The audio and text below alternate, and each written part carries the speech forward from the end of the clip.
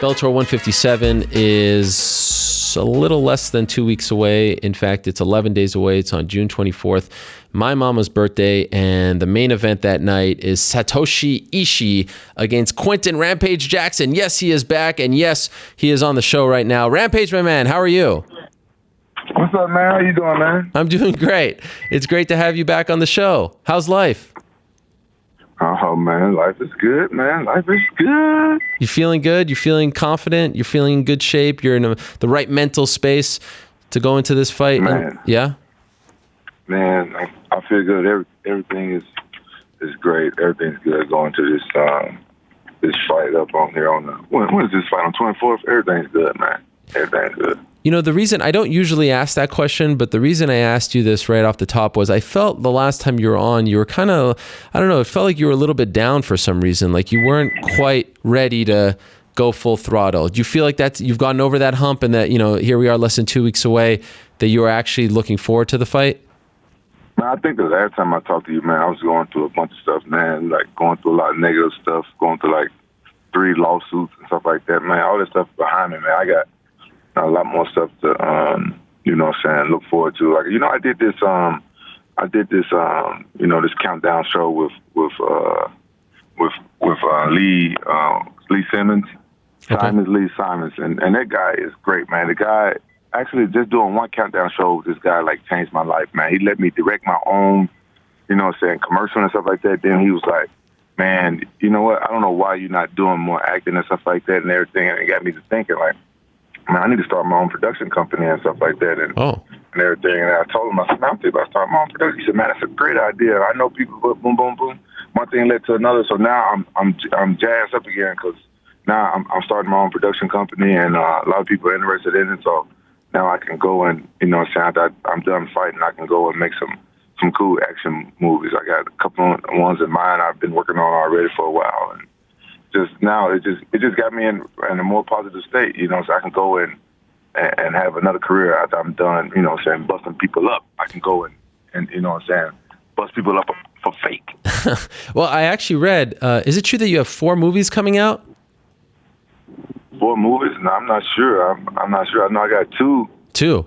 Off the top of my head. I don't know about 4. I read 4. What are the 2? I know one's called The Ventilator Diaries and one's called Good Cop, Bad Cop. Okay. I know that much. I don't know if yeah. You were, when the A-Team came out, I felt like you were universally praised by critics. People were like, wow, this is the new action star, Rampage Jackson first movie and stuff. And then it seemed like, you know, the offers didn't come. Why do you think that is?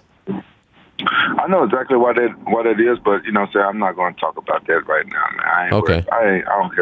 I don't care about all that stuff. That's, you know, that's like old news. But what I want you guys to do, I want you guys to tune into the show that I did called, you know, Rampage Returns. It's going to be this Friday, June 17th on Spike TV. You guys check that out. I kind of went to in depth on some stuff that I never touched on stuff before. Oh. You know what I'm saying? I know, kind of like my family's going to kind of be upset with me a little bit because I kind of like told too much, but you know how it's possible. And this show, it shows, it goes back to when I first moved to California, when I first left my family to be a fighter and stuff like that. And that's some insight for you guys to see some stuff that y'all never saw before. Wow.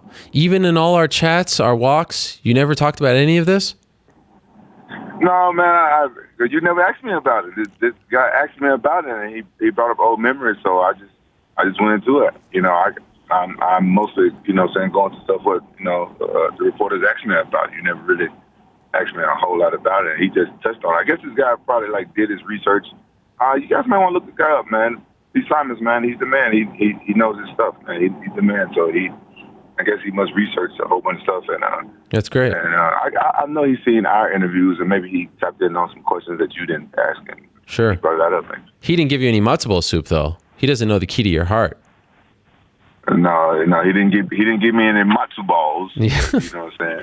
I'm glad he didn't, because I didn't like your matzo ball soup. You can keep that shit. They were salty. You liked them, you said, I thought. You and your salty matzo balls. I don't want that shit, man. Fuck wrong with you. That shit was gross. I'm never eating that shit again, man. Oh. But I tell you what, though, when you come to Memphis, I'm gonna have you eat some of my favorite stuff. Some pork and beans and sausage. You were in California around 2 weeks ago doing a media day, and I think you did a Facebook chat, and all of a sudden all these people were hitting me up, and they were all saying that you told them that you were mad at me, and I was like, what? I thought we were good, and here you are on the show. Did you really say that, or were fans? Man, listen, people are weird. People say I bully you. Man, listen, man, don't listen to people. People are fucking weird, man. I'm not mad at you, but I keep it real. People ask me like, yeah, you know, one of your interviews cost me $1 million because I got sued, and then you broke up. Now you broke up. My last interview broke up my 3-year relationship with my girlfriend. Get out of here. You know what I'm saying? It ain't your fault. You know what I'm saying? It ain't your fault. It just, you know, you be asking me shit that gets me in trouble, man. Damn. Did that really happen with your girl? Did that really happen? Yeah, we broke up. We broke up like a week after that, and it came from that interview when you asked me, was I in love? And I told her, too, like, no, I ain't in love. And she busted out crying and stuff. And I, you know what I'm saying? She knew that, but I don't know why. I guess the other stuff I said, I don't know. You know, you asked me that question, and it's like, your interview broke up a 3-year relationship, and she was really good, man. She was a good girlfriend. You know, she was good, man. Well, now I feel horrible. Did you reconnect? Are you back on good terms? Because that was a few months ago. No, she told me either. And I broke up with her, and I tried to be friends. She said we either together or we're not. Listen, man, I don't even care about nothing. I'm just excited for this Bellator, you know what I'm saying, fight on June 24th, man. Okay. Because I'm gonna be fighting. Listen, this is what I'm doing, man. I'll be fighting as a judo gold medalist, man. I've never fought a gold medalist before. Yep. In your life. And I never fought a judo gold medalist. I'm like, man, this guy's judo, but you know what I'm saying? I'm like Mexican judo. You know what I'm saying? Judo know I got a knife. You don't know I got a gun. You don't know if I'm gonna run. You know what I'm saying? Yes. You don't know. You don't know if I'm gonna kick. You don't know if I'm gonna wrestle. You don't know if I'm gonna punch. You don't know if I'm gonna do jujitsu. But wrestling beats judo every time. So I think this would be a good test for me, and I can put it in my scrapbook that I beat a judo gold medalist if I can take this guy out. What was your reaction when they offered you Satoshi Ishii? Because he wasn't on the roster. I mean, it wasn't someone that we were talking all kinds of names. He wasn't one of them. What did you think when they offered you him? You know, honestly, I didn't really know much about him because I don't really watch a lot of fights. And, you know, I didn't know anything much about him. And then I heard he's a southpaw and he's a judo guy. Then I was like, oh, hell, this could be a good test for me because, to be honest, I don't do well against southpaws. And judo is kind of awkward for MMA. That's why Ronda Rousey was smashing girls, you know what I'm saying, so bad, so swiftly, because judo is like, if somebody can, you know, do judo officially in MMA, they could be dangerous. Look at Carl Parisian, the Heat. Remember when he came out smashing foods with judo? He was the first one to really do it, to put judo on the map and MMA, you know what I'm saying, him, you know, with Judo Gene LaBelle. Yeah. So judo is very dangerous if, you know what I'm saying, if you don't know how to handle it. So does this mean that you're actually going to use more of your wrestling in this fight and less striking? You actually want to take him to the ground? Is that accurate? Well, I didn't say I was going to take him to the ground, but I just said wrestling beats judo. Yeah, that's true. Yeah, that's true. See, Juana, you need to do a little bit more MMA so you can kind of understand exactly what I'm saying. Like, just because you wrestle don't mean you're going to take somebody down to the ground. I'm not saying that I'm not going to take them down to the ground. I just want to clear it up that wrestling can nullify it. That means I can stop him from taking me to the ground. Sure. And do more striking if I choose. Dominic Cruz. Because you can get my words twisted. No. And then you got these MMA sheep that go out here and go and say, oh, Rampage going to take him to the ground. Oh, Rampage going to take him to the ground. Rampage ain't took nobody to the ground in 10 years. You know what I'm saying? And with social media and everything, like, people, like, now these idiots can you know what I'm saying, they can put their little suggestions anywhere where you can see it. You know what I'm saying? When I first started, like, you know, fighting, you know what I'm saying, you couldn't hear nothing that these sheep had to say because, you know what I'm saying, you just couldn't see it. But now social media, they come right on your page and say stupid shit. So be careful what you say, motherfucker. Sure. Why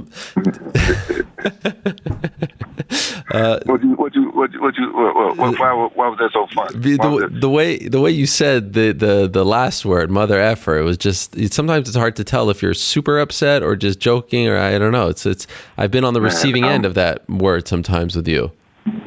Yeah, well, listen, what you need to know is I don't have any problems with you or with nobody else, man. Sure. Listen, man, I'm happy.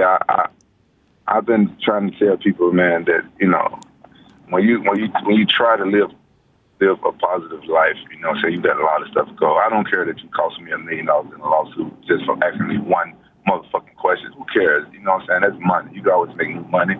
I don't care about money, and I don't care that you broke up my relationship with a perfectly good girlfriend. Let me do everything I want. It's gonna be hard to find a girlfriend let me do all the stuff that girlfriend let me do. I'm telling you, that girl, she let me do anything I wanted, man. That was you know what? Fuck that. Think about it now, man. You owe me another motherfucking girlfriend. Can I call her? That, you owe me another motherfucking girlfriend. I want a Hispanic girl that know how to cook and clean, motherfucker, and got a nice ass, and don't mind walking around the house in thongs. Okay, I'm on it. And got a lot of hot friends that you don't mind bringing over and spend the night with us. You owe me a motherfucking girlfriend. That's real shit. Fuck that positive. You owe me a motherfucking girlfriend and $1 million, motherfucker. You just did a 180 on me. I know, man. I was thinking about it. Let's move on. A lot of motherfucking money. And damn, that was a good girlfriend. Fuck. I'm sorry. That wasn't my intention. Fuck you, man. That wasn't my intention. I swear. It was not my intention. So let me ask you this. You signed a new 2-year deal with Bellator, right? Do you feel like this is the last run? I don't remember signing a 2-year deal with Bellator. Two fight. My bad. 2 fight. Oh, okay. Yeah, you're right. Where are you getting your information from? Hey, I got to ask you something. Sure. I got to ask you something. What's going on, man? What's going on with you getting put out of the fucking UFC? You want to talk about my shit? What the fuck? I'm streaming on Twitch, and people come in my stream and asking me, fucking, did you see Ariel get put out the motherfucking UFC? Saying he was crying and shit. I'm like, hold on, man. I don't know anything about that because I didn't watch that fight. Let me ask you a question. What the fuck you getting put out of the fucking UFC for? Oh, man. I could have used you that night, by the way. Well, I got kicked out of the building because I reported that Brock Lesnar was coming out. I did nothing wrong, Rampage. I was just doing my job. I know. That's what your job is, to report shit. Yeah. So what the fuck? Then now we're back. 48 hours later, Rampage, the great people of this community and other communities voiced their displeasure, and they saved my career. It was amazing. I'm back. Wow, man. How about that? It must be good to be Jewish, man. If my black ass would got put out, I would never been let back in. Everybody been cheering. People still mad at me for beating up the hero Chuck. What the fuck? Who? Man, you lucky the fans love you and you ain't beat up amazing. The heroes, man. It's shocking to me how kind they are to me. It's amazing. I like I said at the top of the show, I owe them everything, and I will work. I will work to try to repay them. And one of the ways in which I like to repay them is interviewing you, because people seem to like it when you're on my show and when we do interviews. So that's why this week in particular, I felt it was very important to have you on the show. You more than anyone. Well, I appreciate that. I don't believe that's true. I think. Honestly, I think I have more haters than fans. Which is okay. No. Like, hey, God rest his soul. Muhammad Ali had more haters than fans. True. It's okay. Some people, what I'm saying, I love everybody, and it's okay. But, my main objective is to not worried about the haters. You know what I'm saying? I'm not worried about them. I love the Rampage fans, and they know that. They know. They can tell by when they come to my stream on playing video games with them. I talk to them, man, how down earth I am with them, and surprise the fuck out of new ones. But they know how much I love them, and that's the reason why I'm still fighting. On June 24th, you know what I'm saying? Even at this this state in my life, and where I wanted to retire back when I was 35. My body is good enough to keep going and stuff. So I said, you know what? I'm gonna fight a couple more years until I can't fight no more. Thank God I got that damn win back machine from Czech Congo. They got a fucking genius. and I'm gonna fight for my fans until I can't fight no more because I love the Rampage fans, and they're the best ones. The ones that understand me, that laugh at my jokes, and know that I'm just joking and I'm just entertaining them. Those are the best ones. And those are the fans why I keep doing this. And it sounds like you got more fans than me, buddy. No, that there's no way that's true. Are you enjoying the process though? Like, do you enjoy going to the gym now to train? Sometimes you said you don't love doing that. Are you enjoying all of this, like the journey? Because you seem to be in a great place, and this warms my heart. I'm so happy to hear this. But are you enjoying everything that comes along with fighting? Well, the thing is now that I'm training and back in California. I'm back at training in Huntington Beach with Tiki Dawson. Some of you guys may remember him from me coached the Ultimate Fighter show and stuff like that. He fought the UFC a long time ago. But you guys got to understand, training with Tiki is like fun. Like all we do is joke around and laugh. We train hard though, but we joke around. And he brought in a lot of great people to help out. He brought in Paul Herrera, which is a great wrestling coach. He's the one who coached Tito back in high school and stuff, and a lot of Tito's early MMA fights and stuff like that. I think he still trains with Tito every now and then. He's a great wrestling coach, and I'm training with Dean Lister and stuff like that on the ground, and we got some up-and-coming guys that's really, really good wrestlers and stuff like Jake Wise. He volunteered to come help me out and wrestle with me and stuff like that, and a couple other guys, Skylar Hicks and Jesse Doyle. These guys are some great wrestlers, and you guys are going to be hearing about these guys soon in the sport of MMA because they think about being fighters and stuff like that.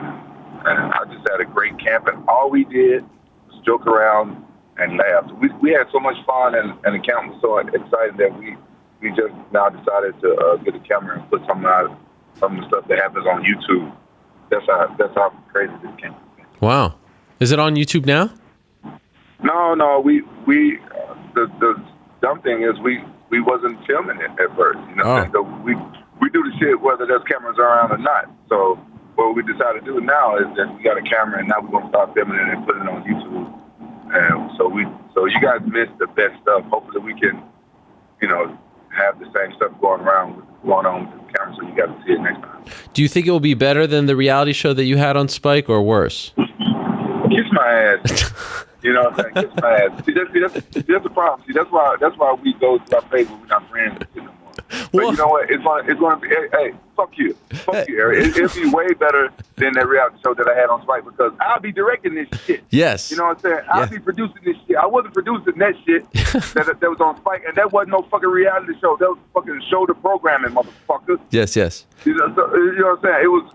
It should have been a fucking reality. Don't fucking piss me off, Eric. Don't start that shit because he's lucky. You know what I'm saying? The UFC banjo, big nose ass. Then you get back in there, so you got courage, motherfucker. You want to bring up old wounds and shit. No. That's why we stopped being friends and shit, because you talking shit about my fucking reality show, motherfucker. No. I'm kidding. What's your address? I'm coming to New York. Motherfucker. Oh, What's your address?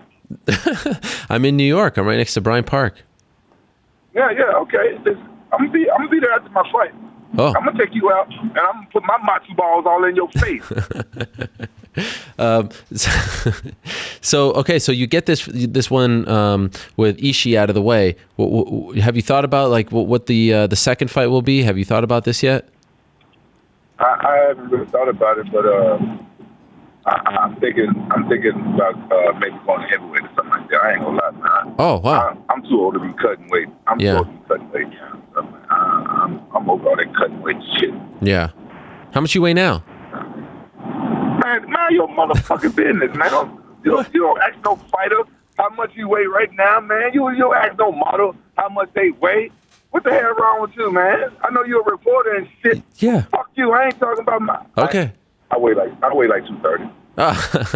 Is that good for 11 days out? That seems to be pretty good. I mean, yeah, 230. 230 when I only got to weigh 215. Shit, come on, man. I'm a wrestler. I can cut 15 pounds off. Oh, it's 15. I thought it was 205. No, it's a catchweight, homie. Wow. Because Ishii, Bellator wanted to be a catchweight because Ishii is a heavyweight. This is what got me thinking about going heavyweight because, I don't have to stress too much on about cutting weight stuff this time. I've been off for a year, and been off for a year, and at this prime age of 30. I'll be 38 in a couple of days. So it's like, you know what? It's time for me to save my black ass in the gym. And now I have training partner before. You know, so my teammates was in England. You know, and after the camp is over, they all would go back.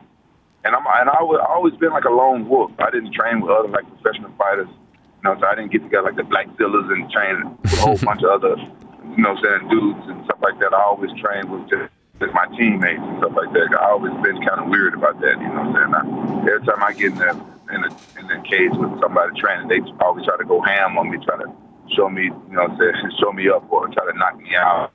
Roll with them, they try to tap you out real fast. And so they try to go their hardest. And, you know, so I'm not in training. As everybody, I'm not that guy. Like most of these people that do that shit, they gym fighters. They can go hard in the gym, but then when all those millions of eyes watching them, they go in that cage and get their ass kicked. Right. I'm not that guy. I'm that exact opposite. So I'd rather not train with a bunch of people that want to, you know what I'm saying, go and tweet and that they just cap me out and stuff like that. So I've always been like a lone wolf. So, but now I got people to train with here in Huntington Beach and stuff like that. So I can stay in shape year round now. So well, it's a beautiful thing that I got going on here. I got hard working training partners and that's something money can't buy. That's really important to a fighter. Well, since you're talking heavyweight, can I just say that the fight I really want to see is you versus Matt Mitrione, dating back to TUF 10. Let's make it happen. Yeah. I'm sure Matt Mitrione, ugly ass, want to see that fight happen too. I'm not opposed to it, but you know, I really don't want to fight two southpaws back to back because, like I said, okay, I fucking hate fighting southpaws. It's hard to even get small fighters from southpaws, but hey, at the end of the day, it's my job to fight, and you know what I'm saying. I fight anybody. I don't turn down fights. If that fight's worthwhile, then I get it happen. But I really want to fight titties. I ain't had no beef with Mitrione. I had beef with titties. Did you? I've really been trying to fight titties, but Bellator don't want to see it for some reason. I don't understand why not, but you know what I'm saying. Titties need to go ahead and get these hands all up in his face. And I told Titties, if I win, I'm gonna motorboat him, and I ain't lying. Why are you still holding on to this feud? I don't understand it. Your career is so much. No, because Titties keep talking shit, and he's still on my Twitter talking shit. Still? Man, why? You know what I'm saying? Listen, if you was a fighter area, you wouldn't be letting people come talk shit to you. No. Right now, you can't fight, so you can't say shit. Right. Somebody talks shit to you, you can't say shit. You just gotta take it. Well, I mean, I don't have to take it, but. Well, what you gonna do? You gonna stab him with your nose? What the fuck you gonna do? You don't understand. When you're a beta, there's many different ways in which you can win a fight. It doesn't have to be with your fists. What you gonna do? You gonna report? We're gonna report on them, motherfucker. I'm a fighter. If this other fighter is talking shit to me and shit like that, I'm gonna fight him. So I don't have to fight him in Bellator. I can go to his house. But you know what I'm saying? I get paid to fight. I want to be, you know what I'm saying? I want to be civil. Like get your fat ass in the cage and let's fight. You know what I'm saying? I understand. Make sure I don't want to fight, but talking about a thing from TUF 10. That's who I had to beef with was Titties, not Mitrione. But I fight Mitrione. But I'm just telling you who I really want. I want to shut Titties' ass up. So he goes on your Twitter and talks smack to you? Yeah, man. He's on my Twitter talking shit. Wow, that is. And he have his cronies. He have his cronies all with the combined following of 7 talking shit to me on fucking Twitter as well. I'm like, what the hell? Then he gets mad because I blocked him. I'm like his friends, his little cronies are so disrespectful and saying shit that's not even true. I'm like, oh man, what the fuck, little asshole. Yeah, I didn't really. Okay, now I understand why you want to fight him. You didn't tell me that last time. Now it makes sense. Bellator doesn't want to do it. That's unfortunate. Last one I'll say that I really want is you versus Fedor. That's the one. Wow, could you imagine? That would be incredible.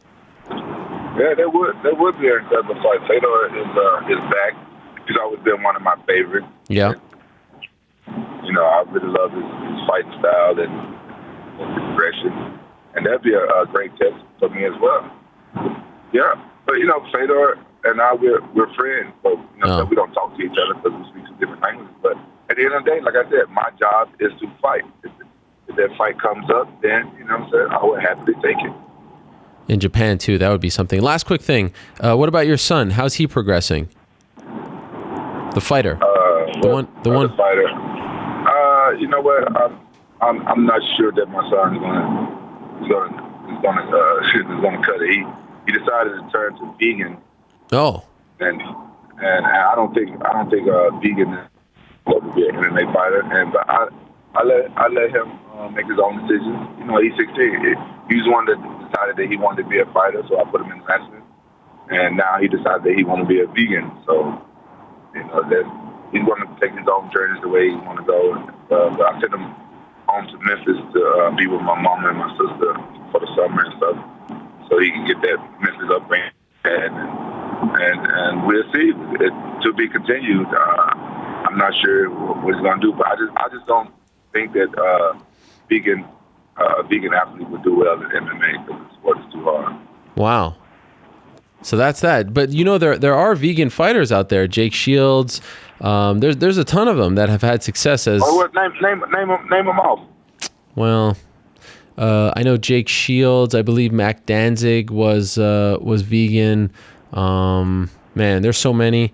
It's hard for me to remember them all off the top of my head because I know some have done it and go back and forth. I think at one point the Diaz brothers were vegan. But you know, how did it work out for them? Are they still vegan? I don't know. I didn't hear anything about it. Did they change their mind about being vegan? Like, yeah. Why does he want to do that? He does. I don't know. I don't know. I don't know who got in his head. I don't know who he's been hanging around. But you know, when you have like teenage kids, you know, they get influenced really easily by the internet and different people and stuff like that. I think one of his friends' mom is vegan or something, and he got talking. He lost a lot of weight. He got super ripped, but he was doing good. He was wrestling. He was walking around like 180, and he was pretty thick, and he was in shape. And then went vegan, and now he walk around like 155, ripped. But to me, he don't look the same. He don't look as full. You know, so he didn't look as healthy. Yeah, he looked ripped, but he didn't look as healthy.